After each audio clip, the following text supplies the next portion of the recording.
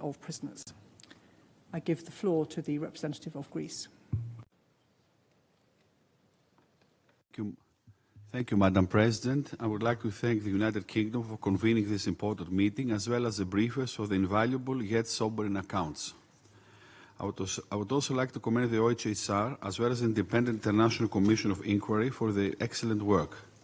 The latest reports reveal the harrowing truth regarding the violation of international humanitarian law and the human rights of the Ukrainian people by the aggressor state Russia, and the worsening of these violations across the board. Civilian casualties have now exceeded 40,000. Quite strikingly, there is now evidence that torture is being systematically used against civilians and prisoners of war by the Russian authorities in a coordinated manner, thus amounting to a potential crime against humanity. Since August 2024, credible allegations of execution of Ukrainian prisoners of war have increased exponentially. Madam President, I would like to stress Greece's clear and principled stance on the need to respect international humanitarian law and human rights law as fundamental pillars of international law. Greece, as a party to the Geneva Convention relative to the treatment of prisoners of war, as well as to the first additional protocol, condemns in the strongest terms the inhumane treatment of prisoners of war and civilian detainees by the Russian armed forces and Russian occupying authorities in temporarily occupied territories of Ukraine. We also call on Russia to ensure unfettered humanitarian access to POWs and civilian detainees and cooperate fully with all international monitoring and investigative bodies.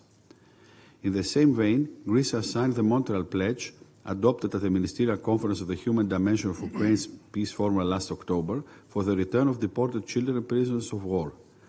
In this spirit, we welcome the latest exchange of prisoners of war, which took place on 30 December 2024 under UAE mediation. We encourage all sides to continue with the positive steps in full compliance with international humanitarian law. Furthermore, it is crucial that we ensure accountability, and we support international efforts in this regard.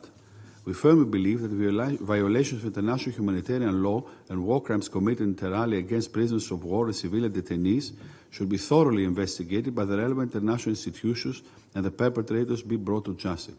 Madam President, in view of these violations, we cannot but stress the fundamental premise of the UN Charter, the prohibition of the use or the threat of use of force. Greece's foreign policy has always been defined by its commitment and adherence to international law.